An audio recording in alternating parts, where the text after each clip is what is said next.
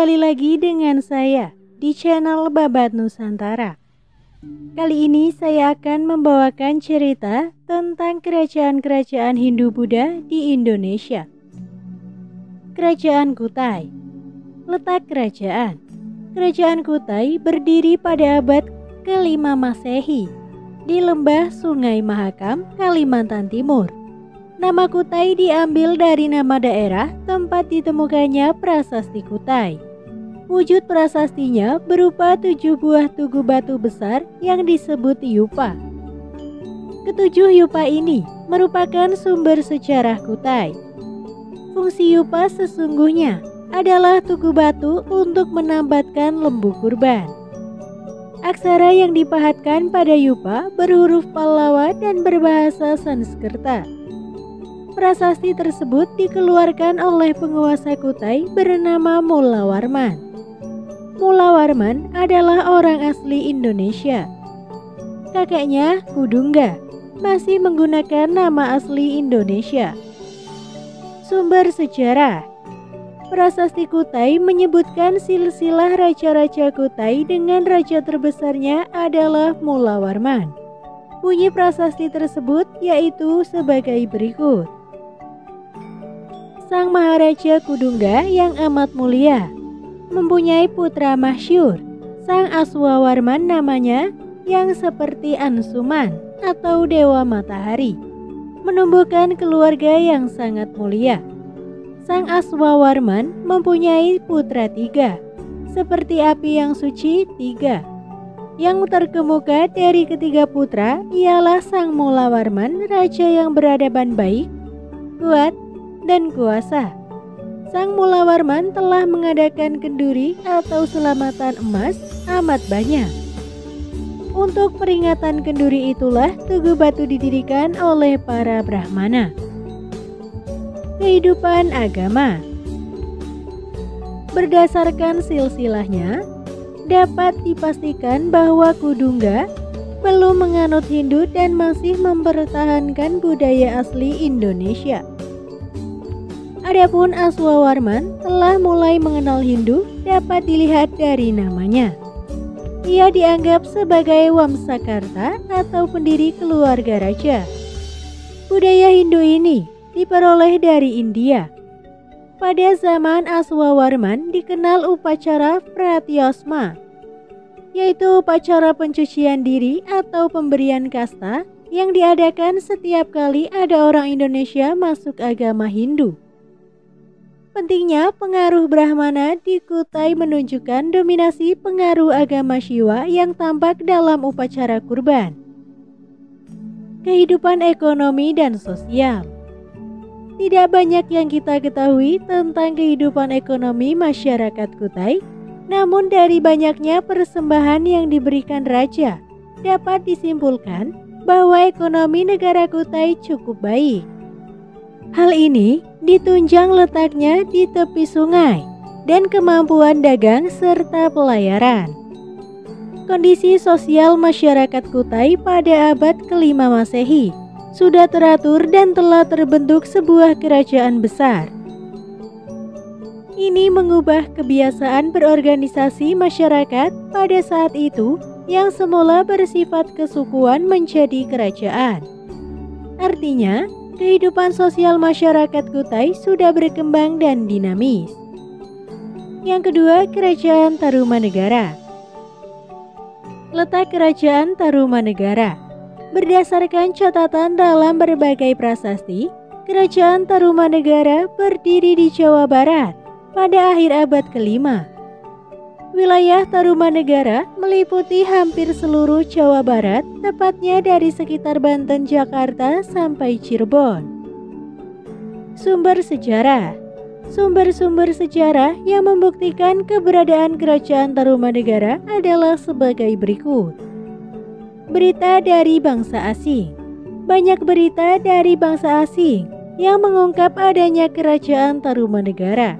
Salah satu berita dari Claudius Ptolemeus dalam bukunya Geografi, ahli ilmu bumi Yunani kuno ini menyebutkan bahwa di timur jauh ada sebuah kota bernama Agria yang terletak di ujung Pulau Labadium, Jawa Dwipa, Pulau Celai, Pulau Jawa. Kata Agria berarti perak. Diduga yang dimaksud adalah Merak yang terletak di sebelah barat Pulau Jawa. Kabar lainnya datang dari Gunawarman. Gunawarman, seorang pendeta dari Kashmir, yang mengatakan bahwa agama yang dianut rakyat Taruma adalah Hindu.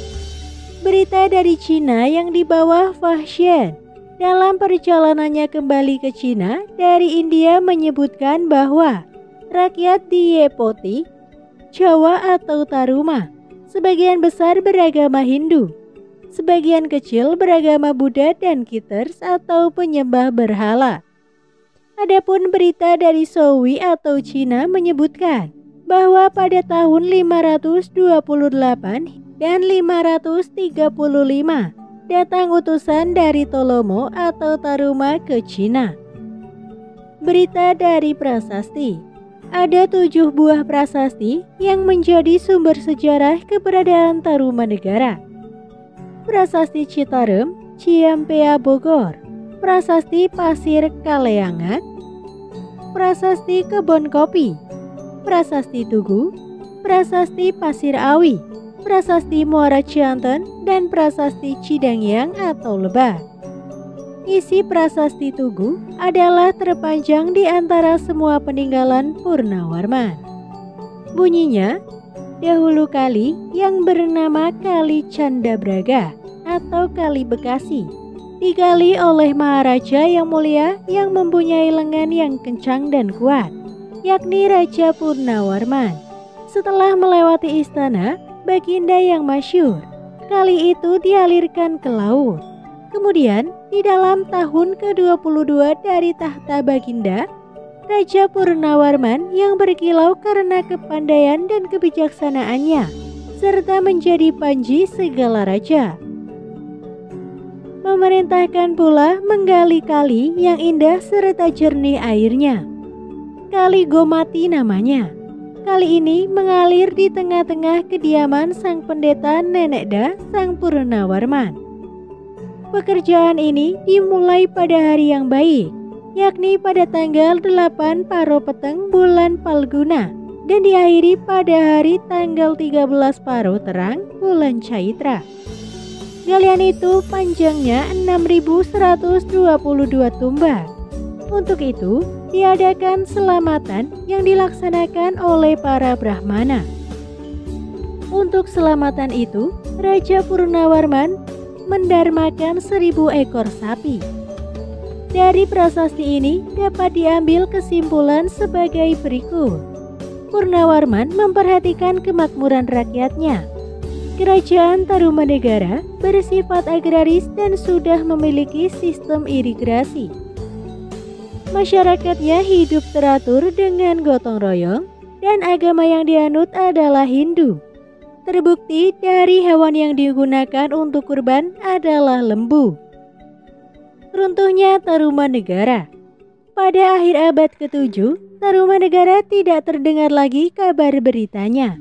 Ada kemungkinan kerajaan ini ditaklukkan oleh Sriwijaya. Kemungkinan ini dapat kita ketahui dari sumber-sumber sejarah berikut.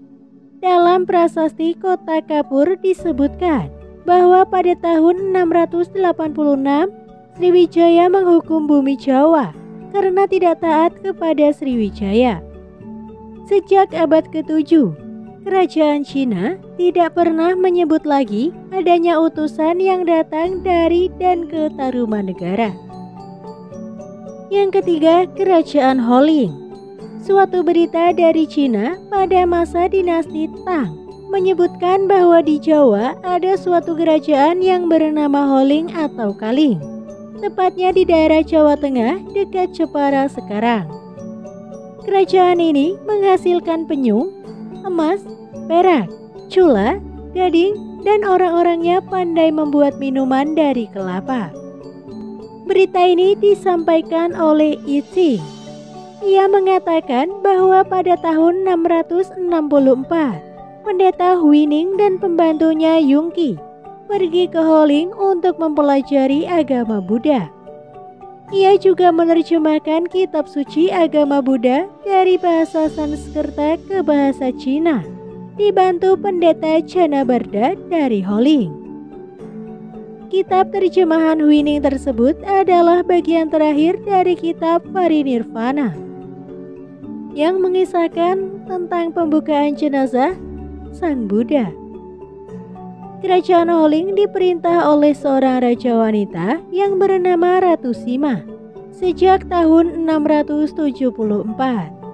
Ia memerintah dengan keras dan menghendaki agar kejujuran dijunjung tinggi.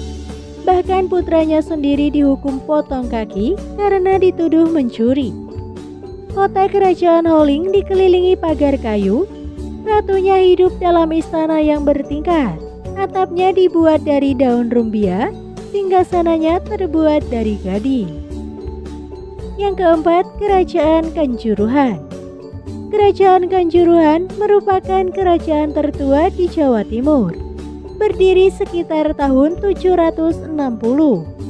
Keberadaan kerajaan ini dapat diketahui dari prasasti Dinoyo yang ditemukan di Desa Dinoyo, Barat Laut Malang. Isi prasasti itu adalah kisah pendirian sebuah bangunan suci untuk pemujaan Dewa Agastya. Pendirinya adalah Raja Gajayana, putra Dewa Simha. Raja ini mempunyai putri bernama Uttejana. Prasasti Dinoyo ditulis dengan huruf Jawa kuno dan menggunakan bahasa Sanskerta. Bangunan suci yang disebutkan dalam prasasti tersebut sekarang dikenal sebagai Candi Badut. Yang kelima, Kerajaan Melayu. Kerajaan Melayu adalah salah satu kerajaan tertua di Sumatera. Menurut berita Cina, ketika Itsing akan pergi ke India, selain singgah di Jawa, ia juga singgah di Sumatera. Salah satunya adalah di Kerajaan Melayu. Namun, ketika pada tahun 692, ia kembali dari India dan singgah di Sumatera. Kerajaan Melayu telah ditaklukkan oleh Sriwijaya. Berita lain dari Cina menyebutkan bahwa pada tahun 644 datang utusan dari negeri Moloyo ke Cina untuk membawa hasil bumi sebagai persembahan dan perkenalan. Bukti lain keberadaan kerajaan Melayu adalah kitab Negara Kertagama dan Pararaton yang menyebutkan bahwa Raja Kertanegara atau Singasari mengirim pasukan tentaranya ke Melayu dalam ekspedisi Melayu untuk mempererat persahabatan dengan Singasari dalam rangka menghadapi ancaman Cina yang saat itu dipimpin Kubilai Khan. Dalam ekspedisi itu, Raja Kertanegara mempersembahkan arca Buddha Amogapasa yang kemudian ditempatkan di Dharmasraya. Pemberian ini membuat Raja Melayu Sri Manliwarmadewa sangat senang. Kerajaan Melayu sempat hilang dari pemberitaan dan baru muncul kembali sebagai kerajaan merdeka di masa pemerintahan Raja Adityawarman pada abad ke-14. Adityawarman adalah keturunan keluarga Majapahit yang sebelum menjadi raja di Melayu sempat menjabat sebagai Wreda Menteri atau Menteri Tua pada masa pemerintahan Tribuana Tunggadewi. Sebagai raja, ia bergelar Arya Dewa Rajapu Aditya.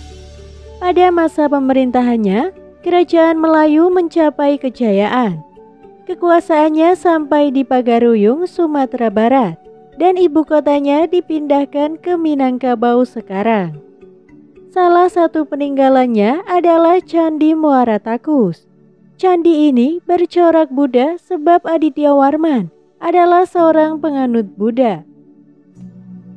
Yang selanjutnya adalah Kerajaan Tulung Bawang. Itsing dalam beritanya juga menyebutkan adanya Kerajaan Tolang Pohwang atau Tulang Bawang. Tidak ditemukan adanya bukti-bukti lain mengenai kerajaan ini. Namun diyakini bahwa kerajaan ini terletak di daerah Lampung sekarang. Keberadaan kerajaan ini terdengar pada tahun 700 Masehi. Keturunan masyarakat kerajaan ini adalah orang-orang suku Lampung yang menempati daerah sekitar Sungai Tulang Bawang. Selanjutnya, Kerajaan Sriwijaya. Letak kerajaan. Kerajaan Sriwijaya merupakan kerajaan Buddha yang berdiri di Sumatera pada abad ke-7. Pendirinya adalah Dapuntahyang. Kerajaan ini pernah menjadi kerajaan terbesar di Nusantara, bahkan mendapat sebutan Kerajaan Nasional I, sebab pengaruh kekuasaannya mencakup hampir seluruh Nusantara dan negara-negara di sekitarnya. Letaknya sangat strategis. Wilayahnya meliputi tepian Sungai Musi di Sumatera Selatan sampai ke Selat Malaka, merupakan jalur perdagangan India-Cina pada saat itu. Selat Sunda, Selat Bangka, Jambi, dan Semenanjung Malaka. Sumber-sumber sejarah. Berita dari Cina. Dalam perjalanannya untuk menimba ilmu agama Buddha di India, Yixing, pendeta dari Cina, singgah di Silifosi atau Sriwijaya selama 6 bulan dan mempelajari para masastra atau tata bahasa Sanskerta. Kemudian bersama guru Buddhis Sakyakirti, ia menyalin kitab Hasta dan Dasastra ke dalam bahasa Cina. Kesimpulan Yixing mengenai Sriwijaya adalah negara ini telah maju dalam bidang agama Buddha. Pelayarannya maju karena kapal-kapal India singgah di sana dan ditutupnya Jalan Sutra oleh bangsa Han. Buddhisme di Sriwijaya dipengaruhi Tantraisme, namun disiarkan pula aliran Buddha Mahayana. Yixing juga menyebutkan bahwa Sriwijaya telah menaklukkan daerah Kedah di pantai barat Melayu pada tahun 682 hingga 685. Berita Cina dari dinasti Tang menyebutkan bahwa Silofosi atau Sriwijaya adalah kerajaan Buddhis yang terletak di Laut Selatan.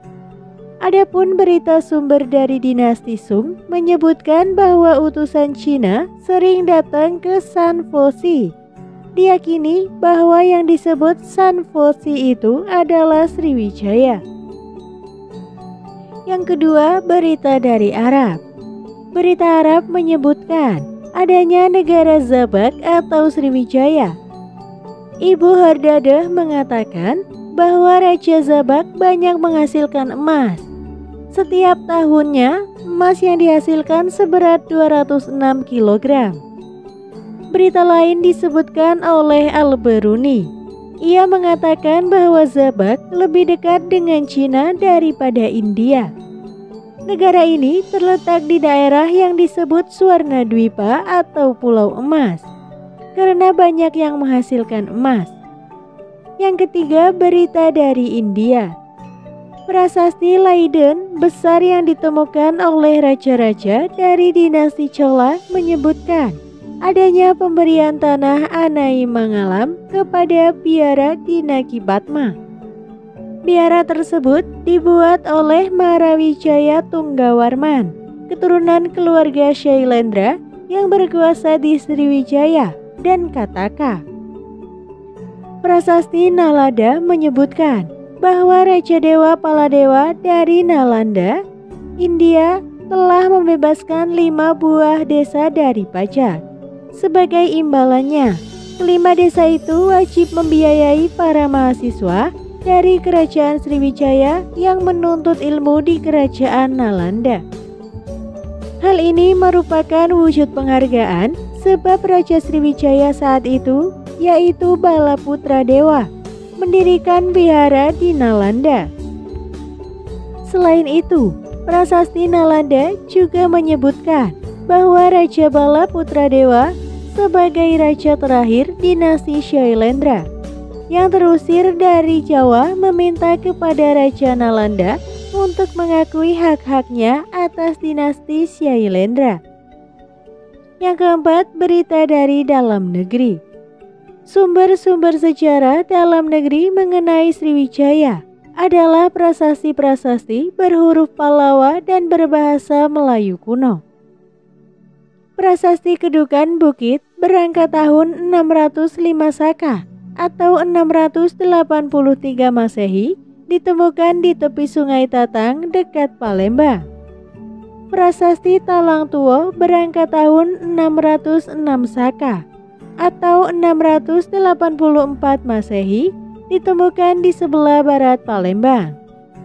Prasasti Kota Kapur berangkat tahun 608 Saka atau 686 Masehi ditemukan di Bangka. Prasasti ini menjadi bukti serangan Sriwijaya terhadap Tarumanegara yang membawa keruntuhan kerajaan tersebut.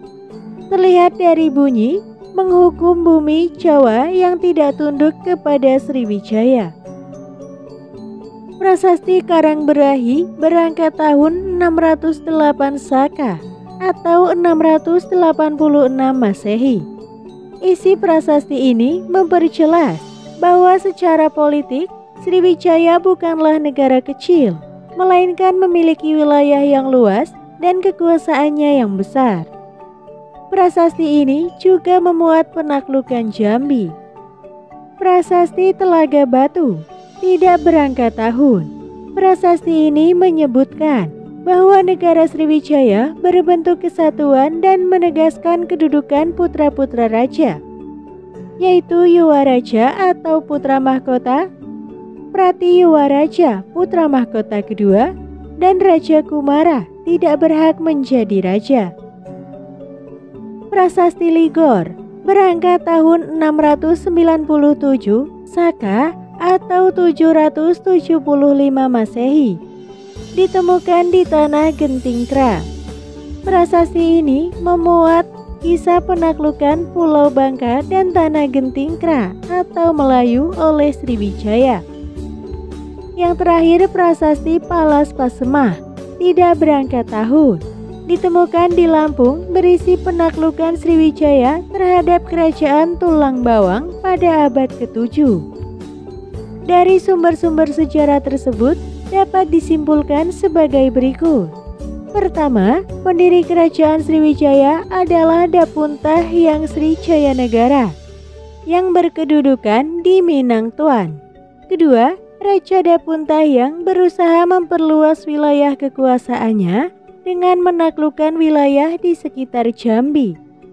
Ketiga, Sriwijaya semula tidak berada di sekitar Palembang, melainkan di Minangatuan, yaitu daerah pertemuan antara Sungai Kampar Kanan dan Sungai Kampar Kiri. Setelah berhasil menaklukkan Palembang, barulah pusat kerajaan dipindah dari Minangatuan ke Palembang. Kehidupan politik Sriwijaya dikenal sebagai kerajaan besar dan masyhur. Selain mendapat julukan sebagai kerajaan nasional satu, Sriwijaya juga mendapatkan julukan kerajaan maritim disebabkan armada lautannya yang kuat. Raja-rajanya yang terkenal adalah Dapuntah Hyang atau pendiri Sriwijaya, Balaputradewa, dan Sanggarma Wijaya Tunggawarman. Berdasarkan prasasti, kedudukan bukit diketahui bahwa Raja Dapuntah Hyang berhasil memperluas wilayah kerajaan Sriwijaya dari Minangatuan sampai Jambi. Pemerintahan Raja Balaputradewa berhasil mengantarkan Sriwijaya menjadi kerajaan yang besar dan mencapai masa kejayaannya. Balaputradewa adalah putra Raja Shailendra Samaratungga yang karena dimusuhi saudarinya Pramodawardhani, istri Raja Pikatan dari Wangsa Sanjaya, terpaksa melarikan diri ke Sriwijaya. Saat itu, Sriwijaya diperintah oleh Raja Darmasetu, kakak dari ibunda Balaputradewa. Raja ini tidak berputra sehingga kedatangan Balaputradewa disambut dengan baik. Bahkan diserahi tahta dan diangkat menjadi raja di Sriwijaya. Dalam masa pemerintahannya, Sriwijaya mengadakan hubungan dengan Nalanda dalam bidang pengembangan agama Buddha. Pada masa pemerintahan Sanggarama Wijaya Tunggawarman, Sriwijaya mendapat serangan dari kerajaan Kolamandala. Sang raja ditawan dan baru dilepaskan ketika Kolamandala diperintah Raja Kolotungga I. Kehidupan ekonomi. Letak Sriwijaya sangat strategis, yakni di tengah jalur perdagangan India dan Cina, dekat Selat Malaka yang merupakan urat nadi perhubungan daerah-daerah di Asia Tenggara. Menurut Kodes, setelah kerajaan Funan runtuh, Sriwijaya berusaha menguasai wilayahnya agar dapat memperluas kawasan perdagangannya. Untuk mengawasi kelancaran perdagangan dan pelayarannya, Sriwijaya menguasai daerah Semenanjung Malaya, tepatnya di daerah Ligor. Adanya hubungan perdagangan dengan Benggala dan Kolamandala di India. Lalu lintas perdagangan Sriwijaya makin ramai. Ekspor Sriwijaya terdiri atas gading, kulit, dan beberapa jenis binatang. Adapun impornya adalah sutra, permadani, dan porselin. Hubungan Sriwijaya dengan India. Di daerah Benggala di India, ada sebuah kerajaan bernama Nalanda yang diperintah oleh dinasti Pala. Kerajaan ini berdiri sejak abad ke-8 hingga abad ke-11. Rajanya yang terbesar adalah Raja Dewa Pala. Hubungan Sriwijaya dengan kerajaan ini sangat baik, terutama dalam bidang kebudayaan, khususnya dalam pengembangan agama Buddha. Banyak biksu dari kerajaan Sriwijaya yang belajar agama Buddha di perguruan tinggi Nalanda. Hubungan kerajaan Sriwijaya dengan kerajaan Kolamandala. Hubungan kedua kerajaan ini pada awalnya sangat baik. Diawali dengan hubungan dalam bidang agama, kemudian meningkatkan ke bidang ekonomi perdagangan. Pada tahun 1006, Raja Sriwijaya bernama Sanggrama Wijaya Tunggawarman mendirikan biara di Kolamandala untuk tempat tinggal para biksu dari Sriwijaya. Akibat adanya persaingan dalam pelayaran dan perdagangan, persahabatan kedua kerajaan itu berubah menjadi permusuhan. Raja Rajendra Kola menyerang Sriwijaya sampai 2 kali. Serangan pertama pada tahun 1007 gagal. Serangan kedua pada tahun 1023 hingga 1024 berhasil merebut kota dan bandar dagang Sriwijaya. Raja Sanggrama Wijaya Tunggawarman berhasil ditawan dan baru dibebaskan pada zaman Raja Kolotungga I. Kemunduran Sriwijaya. Pada abad ke-13, kerajaan Sriwijaya mengalami kemunduran yang disebabkan oleh faktor-faktor berikut. Yang pertama, faktor geologis, yaitu adanya pelumpuran Sungai Musi, sehingga para pedagang tidak singgah lagi di Sriwijaya. Yang kedua, faktor politis, yaitu jatuhnya tanah Gentingkra ke tangan Siam, membuat pertahanan Sriwijaya di sisi utara melemah dan perdagangan mengalami kemunduran.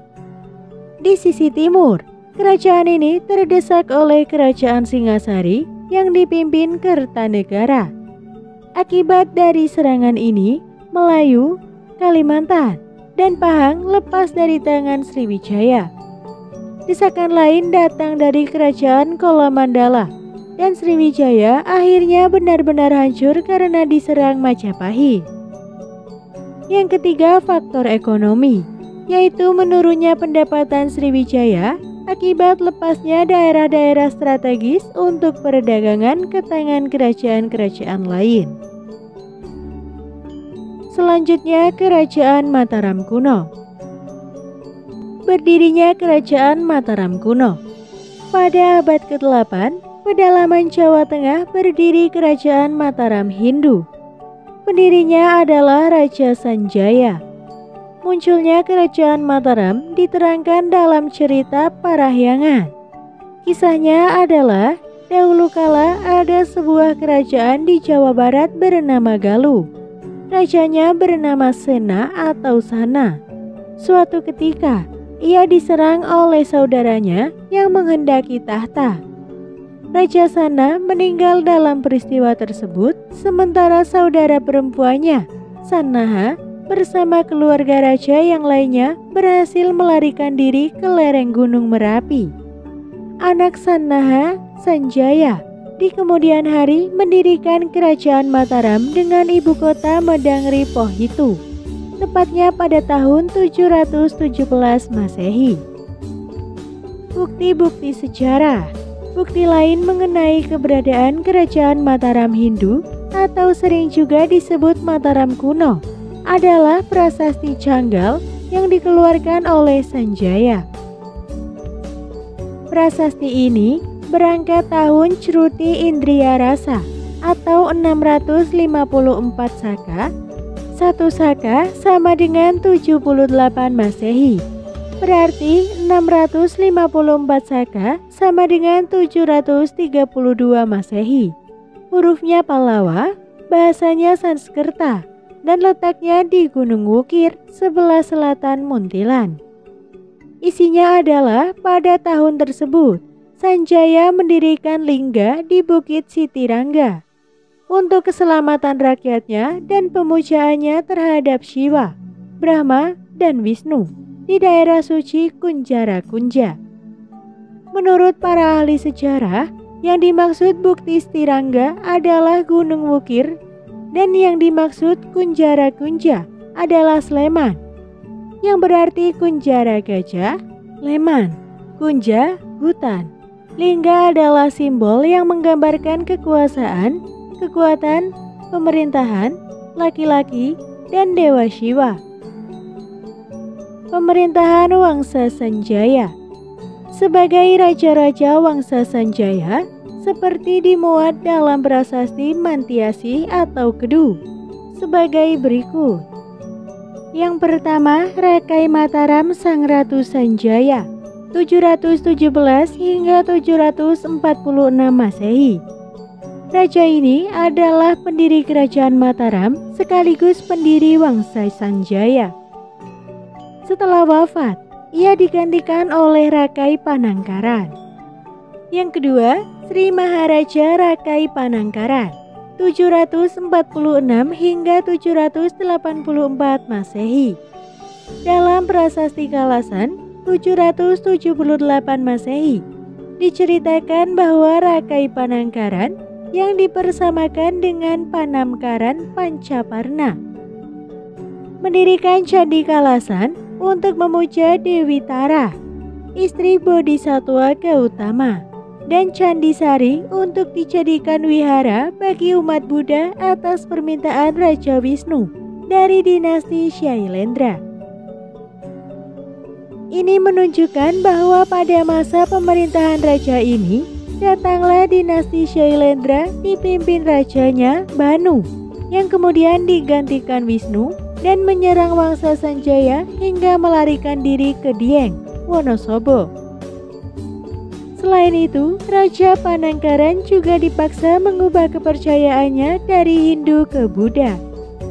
Adapun penerus Wangsa Sanjaya setelah Panangkaran tetap beragama Hindu. Mengenai perubahan kepercayaan dari Hindu ke Buddha, ada dua pendapat. Adanya desakan dinasti Shailendra terhadap Wangsa Sanjaya. Ini diyakini oleh para ahli sejarah yang menyimpulkan bahwa dinasti Shailendra bukanlah pribumi Nusantara. Adapun Profesor Purbajraka meyakini bahwa Sanjaya tidak mendirikan dinasti Wangsa. Dinasti Shailendra berbentuk ketika Raja Sanjaya menyuruh anaknya, Rakai Panangkaran, untuk meninggalkan kepercayaan nenek moyangnya yaitu Hindu dan memeluk agama Buddha. Artinya, dinasti Shailendra menurut Profesor Purbajraka adalah asli pribumi Nusantara. Yang ketiga, Sri Maharaja Rakai Panunggalan 784 hingga 803 Masehi. Yang keempat, Sri Maharaja Rakai Warak 803 hingga 827 Masehi. Dua raja ini tidak memiliki peran yang berarti, mungkin karena kurang cakap dalam memerintah sehingga dimanfaatkan oleh dinasti Shailendra untuk berkuasa atas Mataram. Setelah Raja Warak turun tahta, sebenarnya sempat digantikan seorang raja wanita yaitu Dyahgula 827 hingga 828 Masehi. Namun karena kedudukannya hanya bersifat sementara, maka jarang ada sumber sejarah yang mengungkap peranannya atas Mataram Hindu. Yang kelima, Sri Maharaja Rakai Garung 828 hingga 847 Masehi. Raja ini beristana di Dieng, Wonosobo. Ia mengeluarkan prasasti Pengging 819 Masehi, di mana nama Garung disamakan dengan Patapan Puplar. Mengenai Patapan Puplar diceritakan dalam prasasti Karangtengah, Gondosuli. Yang keenam, Sri Maharaja Rakai Pikatan 847 hingga 855 Masehi. Raja Pikatan berusaha keras mengangkat kembali kejayaan Wangsa Sanjaya dalam masa pemerintahannya. Ia menggunakan nama Kumbayoni dan Jatiningrat atau Agastya. Beberapa sumber sejarah yang menyebutkan nama Pikatan sebagai berikut. Prasasti Perot berangkat tahun 850 Masehi menyebutkan bahwa Pikatan adalah raja yang sebelumnya bergelar Patapan. Prasasti Argopuro yang dikeluarkan Kayuwangi pada tahun 864 Masehi. Dan tulisan pada sebelah kanan dan kiri pintu masuk Candi Plausan menyebutkan nama Sri Maharaja Rakai Pikatan dan Sri Kahulunan. Diduga tulisan tersebut merupakan catatan perkawinan antara Rakai Pikatan dan Sri Kahulunan. Sri Kahulunan diduga adalah Pramodawardhani putri Samaratungga dari dinasti Shailendra. Mengenai pernikahan mereka dikisahkan kembali dalam prasasti Karangtengah. Rakai Pikatan sendiri mengeluarkan 3 prasasti sebagai berikut. Yang pertama, Prasasti Pereng 862 Masehi. Isinya mengenai penghormatan kepada Shiva dan penghormatan kepada Kumbayoni. Yang kedua, Prasasti Kodede 28. Berangkat tahun Wulung Gunung Sangwiku atau 778 Saka atau 856 Masehi. Yang isinya adalah Jatiningrat atau Pikatan menyerahkan kekuasaan kepada putranya Lokapala Kayuwangi dalam prasasti Kedu.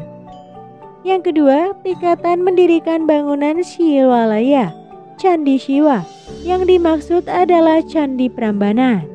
Dan yang ketiga, kisah peperangan antara Walaputra atau Balaputra Dewa melawan Jatiningrat atau Pikatan, di mana Walaputra kalah dan lari ke Ungaran Ratu Boko.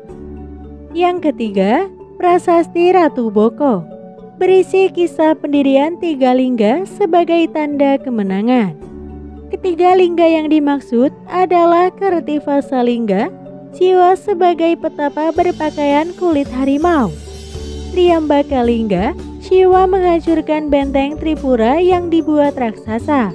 Dan Hara Lingga, Siwa sebagai dewa tertinggi atau paling berkuasa. Sebagai raja, Pikatan berusaha menguasai seluruh Jawa Tengah, namun harus menghadapi Wangsa Shailendra yang saat itu menjadi penguasa Mataram Buddha. Untuk itu, Pikatan menggunakan taktik menikahi Pramodawardhani, putri Samaratungga, Raja Mataram dari dinasti Shailendra.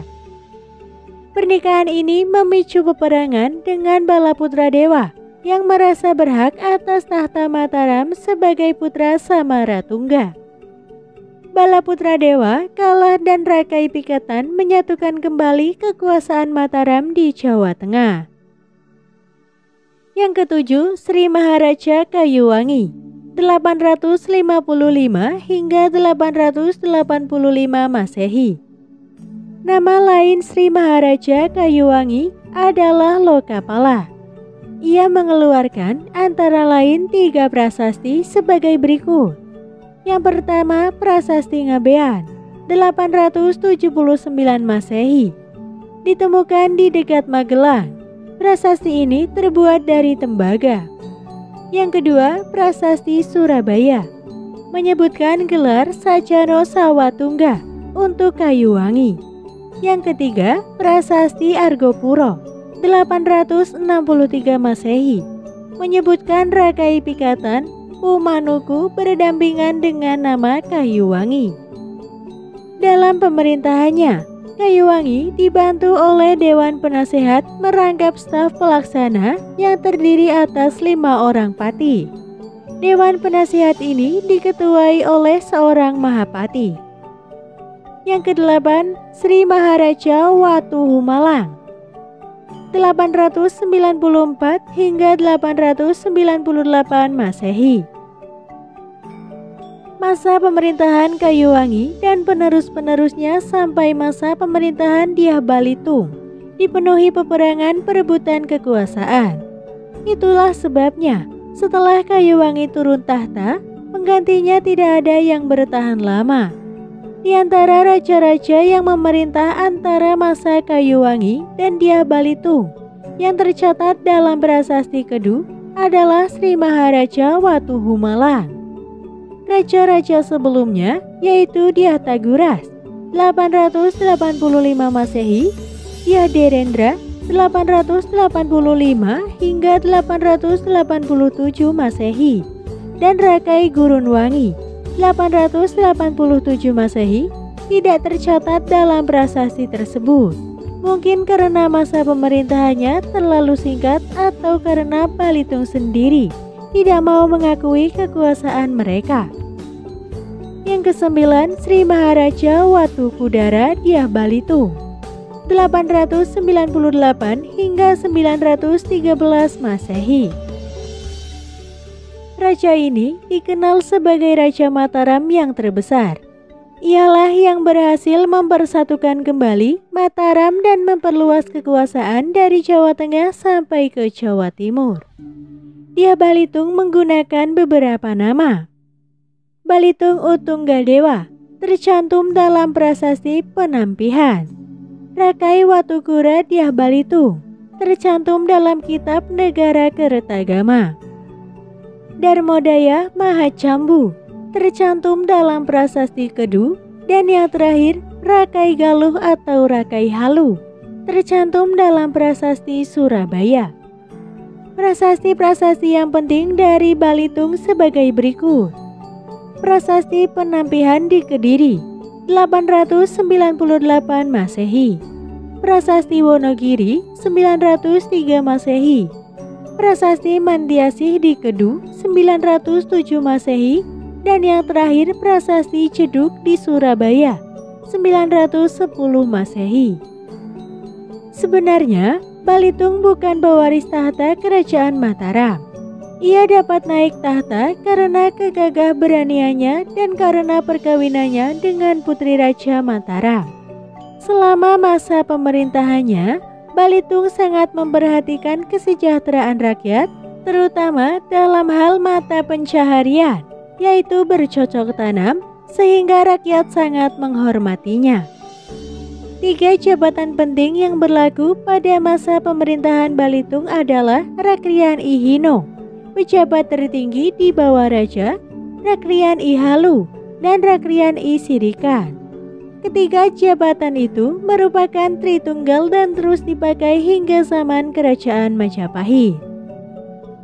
Balitung digantikan oleh Sri Maharaja Daksa dan diteruskan oleh Sri Maharaja Tulodong dan Sri Maharaja Wana. Namun, ketiga raja ini sangat lemah, sehingga berakhirlah kekuasaan dinasti Sanjaya. Selanjutnya pemerintahan dinasti Shailendra. Ketika Mataram diperintah oleh Panangkaran, Wangsa Sanjaya, datanglah dinasti Shailendra ke Jawa. Ada beberapa pendapat mengenai asal-usul dinasti Shailendra ini. Dr. Majumdar, Nilakanta Sastri, dan Insinyur Mons berpendapat bahwa dinasti Shailendra berasal dari India. Adapun Kodes berpendapat bahwa dinasti Shailendra berasal dari Funan. Dinasti ini lalu berhasil mendesak warga Sanjaya menyingkir ke pegunungan Dieng Wonosobo di wilayah Jawa Tengah bagian utara. Di sanalah Wangsa Sanjaya kemudian memerintah. Sementara itu, dinasti Shailendra mendirikan kerajaan Shailendra atau Mataram Buddha di wilayah sekitar Yogyakarta dan menguasai Jawa Tengah bagian selatan. Sumber-sumber sejarah mengenai keberadaan dinasti Shailendra sebagai berikut. Prasasti Kalasan 778 Masehi, Prasasti Kelurak 782 Masehi, Prasasti Ratu Boko 856 Masehi, dan Prasasti Nalanda 860 Masehi. Raja-raja dinasti Shailendra sebagai berikut. Yang pertama Banu 752 Masehi hingga 775 Masehi. Banu berarti matahari. Ia adalah Raja Shailendra yang pertama. Namanya disebutkan dalam prasasti yang ditemukan di Pelumpungan 752 Masehi di dekat Salatiga. Yang kedua Wisnu 775 hingga 782 Masehi. Nama Wisnu disebutkan dalam beberapa prasasti. Prasasti Ligorbe menyebutkan nama Wisnu yang dipersamakan dengan matahari, bulan, dan Dewa Kama.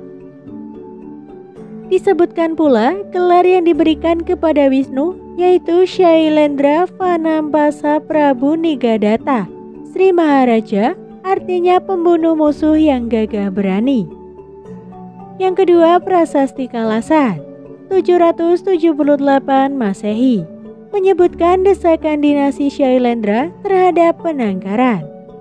Yang ketiga Prasasti Ratu Boko 778 Masehi menyebutkan nama Raja Dharma Tunggasraya.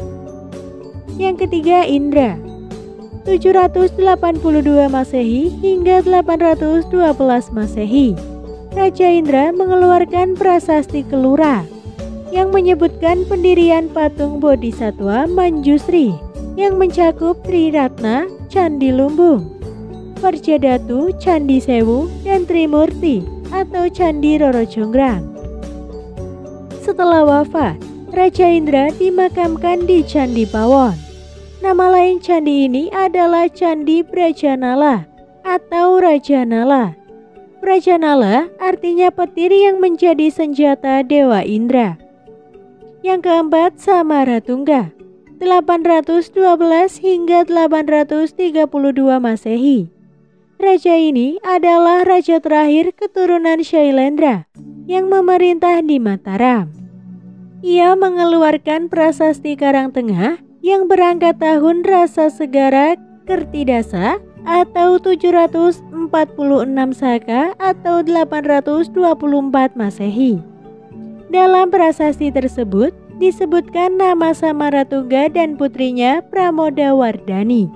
Disebutkan pula mengenai pendirian bangunan Cimalaya atau Candi Prambanan oleh Pramodawardhani.